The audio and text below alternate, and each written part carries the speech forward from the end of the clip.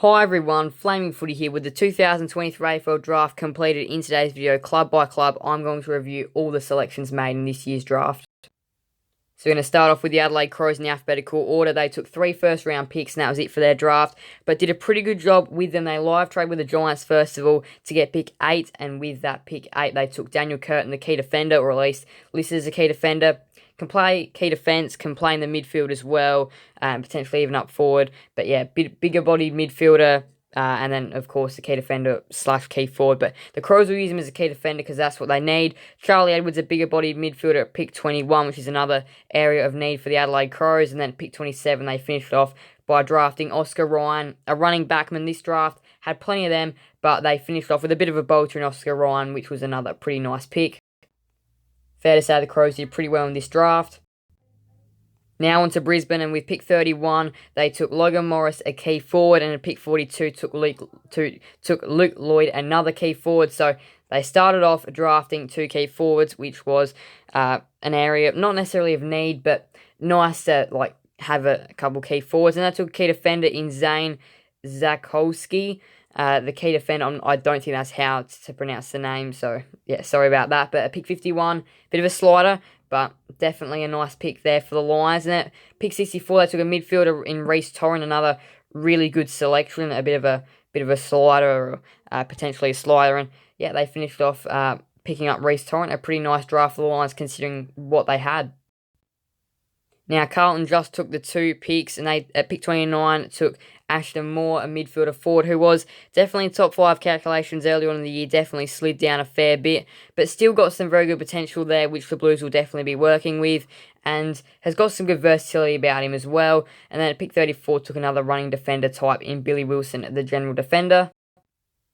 The Pies also took 2 selections at pick 25, took an inside midfielder, Harry Di Martia, or Di Mattia, however you pronounce the name. And at pick 37, took Giath, the brother of Jath, the brother of CJ at the Hawks, another general kind of defender. But they nailed these 2 picks as well, especially for what they had, and they were the premiership winning side, didn't have to add too much, but I think these were 2 pretty good selections. Essendon did pretty well in the draft as well. Pick 10, they live traded up to get Nate Caddy, the key forward, an area of definite need for the Bombers, so that is a very good pick there, the key forward. Pick 39 took Luman Law, another general running kind of defender. And pick 54, another general defender in Archie Roberts, who was a bit of a slider, so they definitely capitalise on some good opportunities there. But Nate Caddy, the big one, key forward, they needed that, and they got him. Fremantle drafted very well despite their position in the draft. They came in at pick 35 and took Cooper Simpson, a midfielder that had slided a bit, so that was definitely a huge tick there for the Dockers. Pick 41 took a key defender slider in Ollie Murphy, another huge tick. And at pick 60 took Jack Dillon, a general forward from South Australia, who also slid. And they needed a player in that area considering Schultz went. Not going to be the replacement that Schultz was, but potentially after some development could definitely go nicely into that role. So they took 3 sliders and did pretty well from, especially considering their position, the Dockers. Good job to them. Now, Geelong wanted to fill list spots. They wanted to fill plenty of list spots, and this is exactly what they did. They took 6 picks in the drafts. Pick 11, of course, their first rounder, took Connor O'Sullivan, a key defender. Pick 32, Mitch Edwards, the ruckman from WA. Who's hopefully going to be their long-term successor for them. Pick 36, Sean Manor, bit of a shorter-term prospect, a mature age player in the VFL, played really well in Werribee's grand final loss to Gold Coast, so they picked him up. He was also linked to the Dockers as well. Pick 58, they took George Stevens, midfield defender. Pick 61 took Oliver Wilshire, the forward, and at pick 63, a midfielder in Lawson Humphreys. But they wanted to get picks in, they wanted to fill list spots, and they might have found a few late diamonds in the rough potentially. Now to Gold Coast, and their aim for this draft was to take their 4 academy players, and 3 of them came quite early in the draft, and then another one fell later on in the first round. Pick 3, they took Jed Walter, the key forward. Just absolutely had to get him, and they did a very good job in getting all 4 of their players. That was what they wanted to do, and that's exactly what they did. And then Ethan Reid at pick number 9, the best ruckman in the draft. Jed Walter, the best key forward. Ethan Reid, the best ruckman in the draft. Jake Rogers, a very Tuke Miller-like player. Smaller, but manages to get in and do all that hard work. And then at pick 26, a midfield defender in Will Graham, who again is kind of another one of those running defenders kind of players, but they got all 4 of their academy players, and that is just brilliant for the Gold Coast Suns. The Giants were huge winners out of the 2023 AFL Draft. Not necessarily with all their picks, but they kind of got the result that they really wanted in the first round. Well, they did get the result they wanted. They traded with the Crows, then the Crows could get Daniel Curtin, and then they took on their 2 picks of 11-15. They took those 2 picks from the Crows, and at pick 12, they drafted Phoenix Gothard, the forward, which quite a few clubs in that area had their eye on. Bit of a bolter. And at pick 17, another player they'd been linked to, James Leake, was still on the board, so they took him. So that was an ideal thing for the Giants in that first round. James Leake, utility, can play anywhere, defender, midfield, forward. Pick 44, they took Joe Fonte from WA, the defender, another running kind defender. At pick 59, finished off with one of their academy players, Harvey Thomas, who's another utility. And now to the Hawks. Of course, they had a top 5 pick. Took Nick Watson at pick 5, the forward, and should definitely end up working out quite well in that forward line. The Hawks forward line could be a bit of a threat next year. They've got Ginnivan and Watson down there with a couple of their key forwards. They added to that, like with Chol, Gunston, Lewis. And then at pick 19, they took Will McCabe, the key defender. Of course, their father's son. Pick 46, they took Bodie Ryan, a bit of a slider, so he was definitely a good result, the defender. And then at pick 56, finished off another father's son, the key forward, Cal Shadir. Melbourne only took 2 picks in the draft. Pick 7, Caleb Windsor, winger, midfielder. Pick 13, Colton Tholstrup, the midfielder forward. Again, they both play in relatively similar positions. I mean, Tholstrup could play in the forward line and add a bit more spark down there. Windsor's definitely a midfielder, winger kind of player. These 2 probably did go a couple of selections earlier than initially thought, probably. But they're still going to add a lot to this Melbourne list. And Melbourne really did have their eyes on these 2 players in particular and nobody else. So makes sense why they took them at their respective picks. But these are 2 very good top-end talents. North Melbourne had the best hand going into this year's draft, and they put it to very good use. They had 2 picks inside the top 5, and with those 2 picks, they took at pick 2, Colby McCurch for the midfielder. Huge pick, that one. They were linked to him and definitely went ahead and took him. Pure midfielder, pure class. Pick 4, Zane Dursmer, the midfielder forward that can play in the midfield, can play in the forward line. So again, another really good pick there. Pick 20, took Taylor Goad, the ruckman from South Australia, and he's an athletic beast, really, to say, at 207 centimetres or 206 centimetres. He's got good athleticism for that height.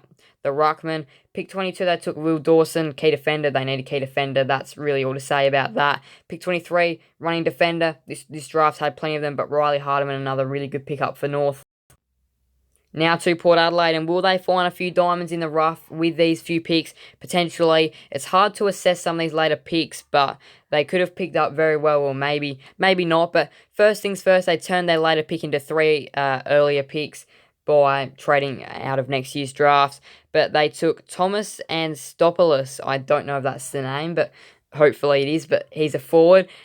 Pick 52, Lachlan Charleston, the forward, and then at pick 57, Will Lawrence, the midfielder. So a few late sliders here, but again, though, they may have found a few diamonds in the rough, potentially not. They didn't have a lot of capital to work with after their blockbuster trade period, but they still did get a few players in through the draft, and a few in the forward line, which is pretty good for Port.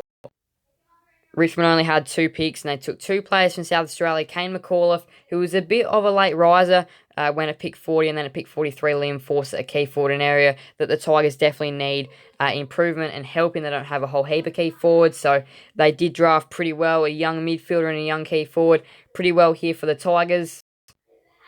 Again, hard to say on these later picks, but they'll just be hoping that they did a good job, and hopefully they'll be hoping they can get back into a first round sooner rather than later. St Kilda added plenty more run and carry throughout this draft, and that's definitely one of their team things is run and carry, and that's exactly what they did. Pick 18, Darcy Wilson, could really play anywhere, half back, half forward, wing, midfield, very good pick there. Bit of a slider. Pick 28, Lance Collard, about his range, the forward, a speedy forward, pressure forward that will be very good for them indeed. Pick 33, Angus Hasty, the defender. Pick 50, Hugo Garcia, a midfielder. And pick 62, a huge slider, Ari Schoenmaker, the defender. He was tipped to potentially go in the 20s or 30s. He ended up falling all the way down to pick 62. What a bargain for St Kilda. Sydney had 3 picks, and after their big blockbuster trade period, which they bought plenty of players in, they still had a first-round pick and added a ruckman in Will Green, the second best ruckman after Ethan Reid, the best available open pool ruckman, Will Green. Hoping they're hoping that he's going to be able to learn plenty of ruckcraft off of Brodie Grundy. Pick 24, Caden Cleary, the midfielder, of course in the academy, and then pick 53, Patrick Snell, a key defender from the Lions Academy. Now, West Coast had the prize number 1 draft pick, and they took Harley Reid with that pick. Of course, we know don't have to go over him because he's explosive, he's got brilliant power, brilliant midfielder, the best player in this year's draft. Pick 30 took a key forward in Archer Reid. Pick 38, another midfielder in Clay Hall. And at pick 49, Harvey Johnson, who can play in the midfield or in the forward line. So I think the Eagles did pretty well with this draft. And then to finish the Western Bulldogs, at pick 6, they took a young midfielder, Riley Sanders, which was definitely an area that they needed. They needed a younger midfielder, considering their midfield isn't an old midfield, but it is definitely getting on. And having a young player in there to learn from this very good and experienced midfield is definitely going to be good. Pick 15, Jordan Croft, of course, a father-son key forward. They've got plenty of those, but they had another one. Pick 45, Joel Frazier, the midfielder, another young midfielder to go in.